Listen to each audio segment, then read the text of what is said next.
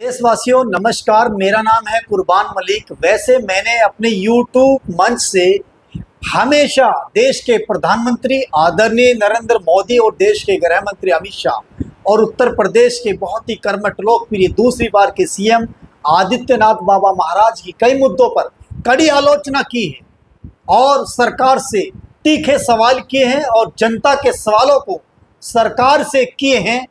और यहाँ तक कि सरकार ने कई बार हमारी वीडियो के जरिए अच्छे फैसले भी लिए हैं, क्योंकि मेरी टीम और हमेशा हमारे मंच ने देश और जनता हित में काम किए हैं।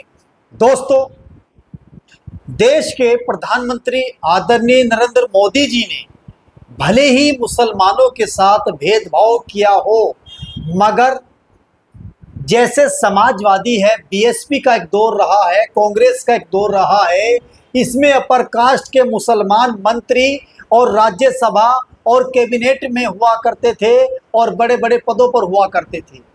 जैसे समाजवादी पार्टी में मोहम्मद आजम खान साहब का हमेशा सिक्का चला रहा, बसपा के दौर में नसीमुद्दीन सिद्दीकी का सिक्का चला रहा, और दोस्तों वैसे ही कांग्रेस के अंदर सलमान खुर्शीद जैसे लोग ब्रांड हुआ करते थे और उन्हीं के जलवे हुआ करते थे। हालांकि कभी गरीब मुसलमान को आजम खान, सलमान खुर्शीद और नसीमुद्दीन सिद्दीकी या अदर अपर कास्ट के मुसलमानों से कोई फ़ायदा नहीं हुआ है। सिर्फ गरीब मुसलमान इन बड़े मुसलमानों के नाम सुना करते थे।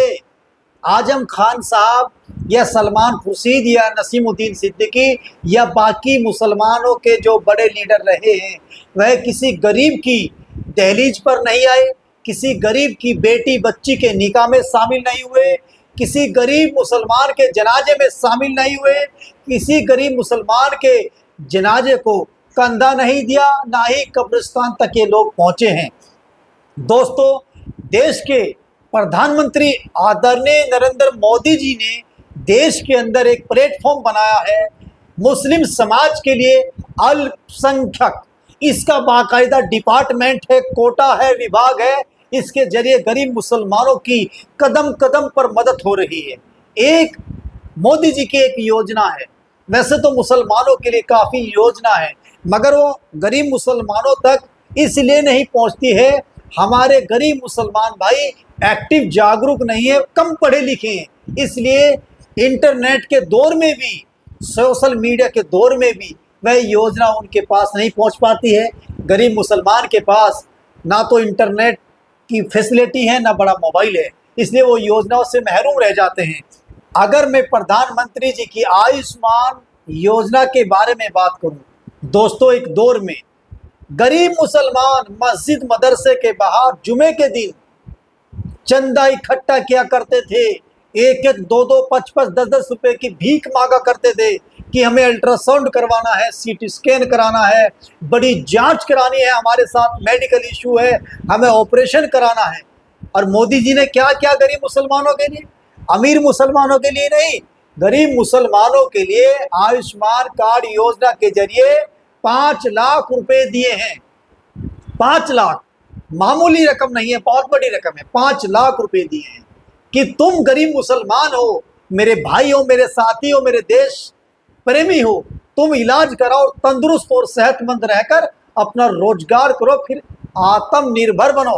दोस्तों, मोदी जी की दूसरी योजना, जो ग्रामीण क्षेत्र में गरीब मुसलमान हुआ करते थे या हैं, उनके ऊपर छत नहीं हुआ करती थी, छप्पर, दोस्तों झोपड़ी, और मोदी जी 2.5 लाख रुपए दे रहे हैं। 2.5 लाख रुपए में 30 या 50 गज में आपका अच्छा मकान लेंटर वाला बन जाएगा। बारिश, बरसात, गर्मी, सर्दी से आप धूप से बचेंगे और आराम के जीवन आप जी सकेंगे। दोस्तों, ढेरों योजना अल्पसंख्यक गरीब मुसलमानों के लिए देश के प्रधानमंत्री नरेंद्र मोदी जी लेकर आए हैं। उत्तर प्रदेश के सीएम योगी आदित्यनाथ बाबा जी असेंबली में कहते हैं, सदन में कहते हैं, फैमिली आईडी बनाओ, जो गरीब मुसलमान हैं हम देखेंगे उन तक योजना पहुंच रही है नहीं पहुंच रही है, सीएम योगी जी कहते हैं। और क्या चाहिए, सरकार से क्या उम्मीद लगाते हो? सरकार से उम्मीद हम लगाते हैं अच्छी लाइट, जो अच्छी लाइट मिल रही है, एक दौर में कहाँ लाइट थी, अच्छी लाइट मिल रही है, छत पे पंखा है, कूलर है, सुकून से हम सो रहे हैं, अच्छे से खाना खा रहे हैं।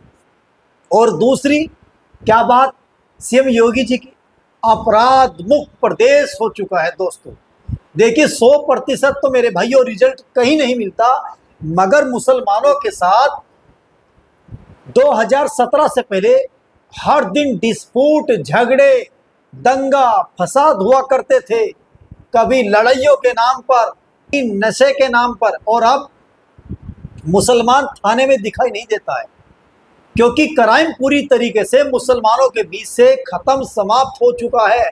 अब मुसलमान लड़ता ही नहीं, क्योंकि यहाँ उत्तर प्रदेश में योगी की पुलिस है, फिर जेलों में ठूंस देगी। क्यों ठूसेगी? मुसलमान नशे का कारोबार करेगा, गलत संगति में जाएगा, तो फिर पुलिस ट्रीटमेंट तो करेगी ना भाई। इसलिए योगी जी ने मुसलमानों पर अगर शक्ति बढ़ती है, इसमें मुसलमानों का फायदा है। अब मुसलमान नशे का कारोबार, गाय का कारोबार, गलत व्यापार नहीं करता है। अब मुसलमान अपने बच्चों को शिक्षा पर लगा रहा है। देश में मोदी सरकार में दिग्गज नेता और तीसरी बार के वरिष्ठ मंत्री नितिन गडकरी जी कहते हैं, मुसलमानों, राइट में कुरान और लेफ्ट में लैपटॉप कंप्यूटर हो। ये भाजपा के नेता हैं, ये आरएसएस की सोच है कि मुसलमानों पढ़ो तभी तो आगे बढ़ोगे।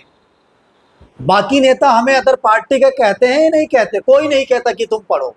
लेकिन भाजपा में भी ऐसे नेता हैं जो कहते हैं एक हाथ में कुरान, दूसरे में कंप्यूटर। और दोस्तों आज भले ही भाजपा ने हम पर, मुसलमानों पर सख्ती की है, अब 26 जनवरी और 15 अगस्त पर मदरसों में झंडा फहराया जाता है, और हमारे जो बुजुर्ग हैं वो चीख चीख कर हमें बताते हैं कि हमारे मौलानाओं ने इस देश को आज़ाद कराया है, और इस देश को आज़ाद कराने में हमारे बुजुर्गों का अहम रोल है।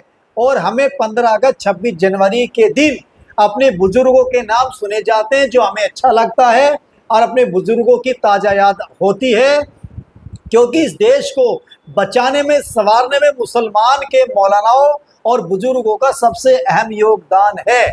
और दोस्तों एक दौर में झंडे तो फहराए जाते थे, मगर कम मात्रा में। अब तो कॉलेज, स्कूल से ज़्यादा 15 अगस्त और 26 जनवरी मदरसे, मकतब, इदारों में मनाई जाती है, जो हमारे मुसलमानों के लिए बहुत ही फ़ख्र और गौरव और अच्छी बात है। दोस्तों इसलिए मैं मोदी जी की प्रशंसा नहीं कर रहा हूँ, मैं उन योजनाओं के बारे में बता रहा हूँ जो मुसलमानों को लाभ मिल रहा है और मुसलमान खुश हैं। दोस्तों हम तो चाहते हैं कि उत्तर प्रदेश से बिल्कुल क्राइम और अपराध का खात्मा होना चाहिए, और इस मुद्दे पर हम सीएम योगी बाबा महाराज जी के दिल से साथ हैं कि उत्तर प्रदेश में अब मुसलमान ना आपस में लड़ते हैं, ना दूसरों से लड़ते हैं। और जो जिस समाज में भी दंगाई है, अगर सीएम योगी जी उन पर भी सख्ताई कर दे, तो उत्तर प्रदेश में फिर कोई भी बिरादरी दंगा नहीं करेगी। जिस तरीके से सीएम योगी जी ने मुसलमानों पर सख्ताई की है, अब दूसरे समाज पर भी फोकस कर लें, जो दूसरे लोग दंगा करते हैं, परेशान करते हैं, तो फिर देश में और प्रदेश में शांति का माहौल रहेगा और लोग आराम से जिएंगे। दोस्तों इस वीडियो पर अपनी राय जरूर पेश करें। जय हिंद, नमस्कार।